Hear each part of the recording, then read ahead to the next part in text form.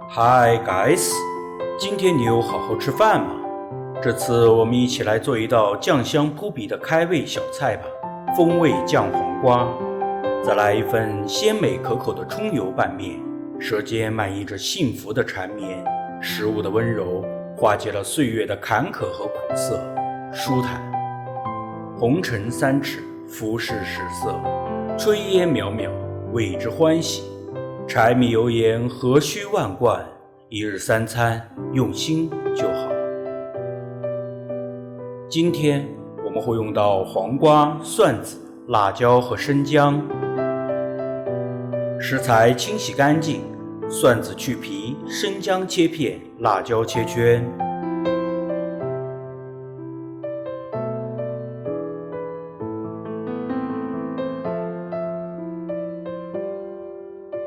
黄瓜去头尾，一分为二，去除黄瓜籽。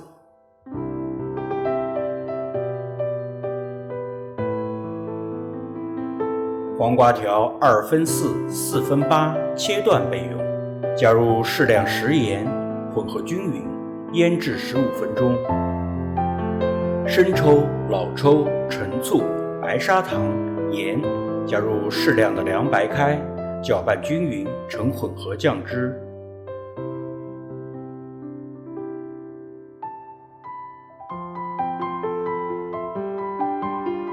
做锅起油，加入酱汁，熬煮3分钟。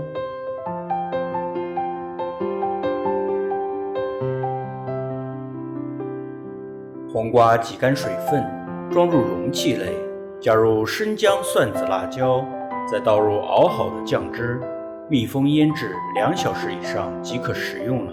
腌制的时间越久，味道越好哦。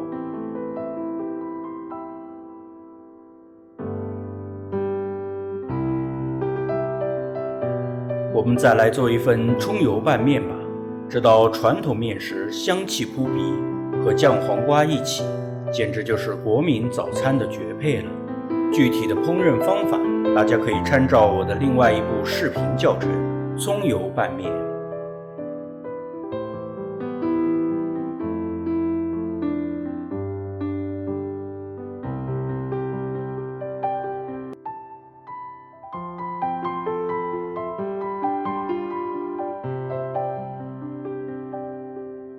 酱黄瓜清脆爽口，葱油面鲜美筋道，空气中弥散着一股子让人迷恋的浓香，这种快乐无法言喻，舒坦。